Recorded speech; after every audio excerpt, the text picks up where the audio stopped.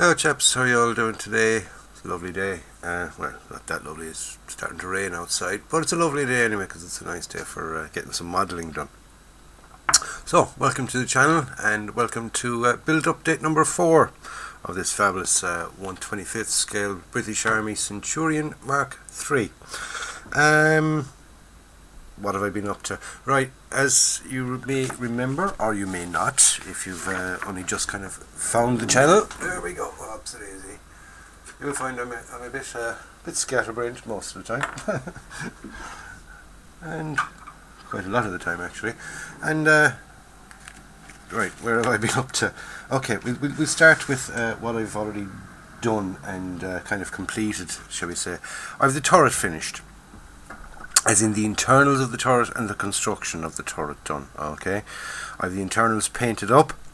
I have the construction done on the outside. I haven't got it painted yet, and as you can see from that, it is some size of beast. It is most definitely some size of beast.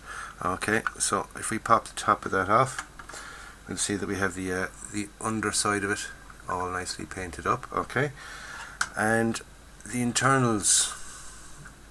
Oh, yeah, we get a bit more light on the subject there, and as you see, we have the internals all painted up with the brass shells, the radios, the basically the equipment from inside in it. Okay, all the mechanisms that need to operate a tank with and all that. We got the turret traverse mechanism,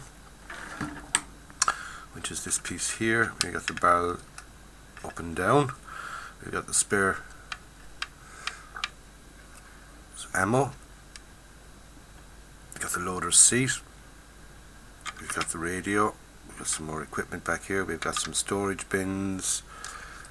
And here at this side we've got the commander's seat and the gunner's seat. Okay, and he's got the controls there for the turret elevation and all that. Also inside here we've got some more controls, and they're for the turret and all that kind of thing. Okay, and there we go. With the aerials and all in, I use me guitar string wire for the aerials. So that's the turret basically finished internally. I do have to give it gloss coat and just a bit. I'm going to give them a wash on the internals. I'm not going to bother with too much weathering on them. Just give it a wash, just to highlight panels and lines and things like that. The internals on the inside here, we've got them all finished up and painted. We've got the driver's seat and the driver's controls. If I can get some more light in there, I'll get a better colour, better view of the colour, should I say. Okay, we have the driver's seat and the driver's controls. Okay, we've got the fighting compartment, and we've got the engine and the radiators. Okay, so they're all done now. The next step for them is to give them a clear coat of gloss clear coat, and then I can give it a black enamel wash, just to highlight, just to highlight little different areas and things like that, make panels sort of stand out a bit better. The grip material on them panels and things, just to make them stand out and look a bit more prominent.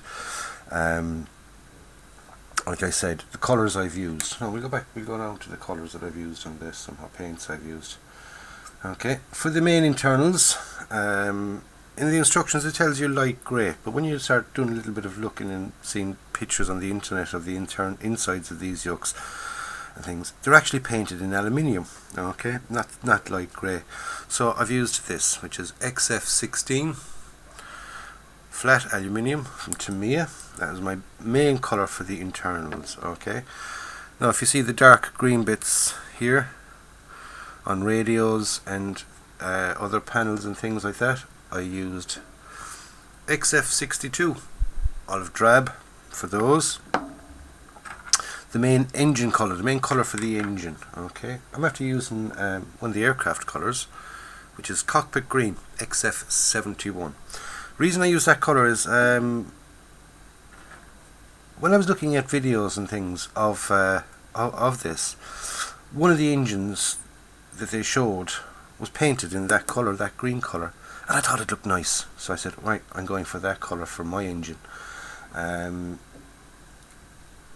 The colours here for the driver's controls and the big air filters here, I've used this, which is XF9 Hull Red. On the bit of pipe work here and on the fuel tanks, I've used XF66 light grey. Okay. The black, the flat black, I've used this, which is Army Paints matte black. Any kind of black will do, as long as it's sort of a flat black. And on the exhaust pipes here, if you look at them, they look a bit rusty and all that, which is quite happy with. I've used this stuff here, which is a Citadel Technical range, Typhus Corrosion. Now what that does, it's a bit of a grit in it, so it'll take a wash absolutely fabulous. Okay, so what I did was that I gave them a coat of that, and then used a bit of this Ultimate products, and it's a weathering wash, and it's the rust. Okay, and I've used that now for quite some time, and I still have a tiny little bit left. It's nearly due for a reorder of that, and I definitely will be getting more of that. I do like the UMP washes; they're absolutely fabulous. Okay, so that's the main internals, the colours that I've used on it. Quite happy with so far, anyway, with the result. My next step now is I've already started. I got to sand all the wheels. Okay, there's the wheels. They have, we'll get one here. If you see them, they have kind of a seam line and things down them. Okay. Now it's not much. It comes off quite easy, but I just want them flat, just because you can kind of get in to see them when you look sideways at the model when it's fully assembled. So you will see them. So I've decided to nip it off. It's just a bit of tiny thing, a little quick sanding, and that'll get rid of them. So my next step, like I said, is give it a coat of this, which is X22 gloss clear. Okay, clear gloss. Come on. There we go. X22 clear. Okay, and the X on the TAMIYA paints is for gloss, and XF is for flat. Just in case anybody didn't know, I suppose most of you know at this stage. But the gloss clear, I do like that. I do like that gloss clear. So I'm going to gloss clear that and give it an black enamel wash. Then I can start work on the outsides of that. Like I said, I've already kind of started with a bit of prep work, doing the wheels, getting them all sorted. So there's still, believe it or not, there's still quite a lot to do. So that's it for this quick update.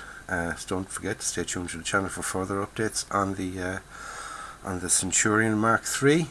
And don't forget to watch the bum on Monday. And on Monday we have myself and Abs. We do our little stint, and we have fruit and chocolate and everything. We make it a party on a Monday.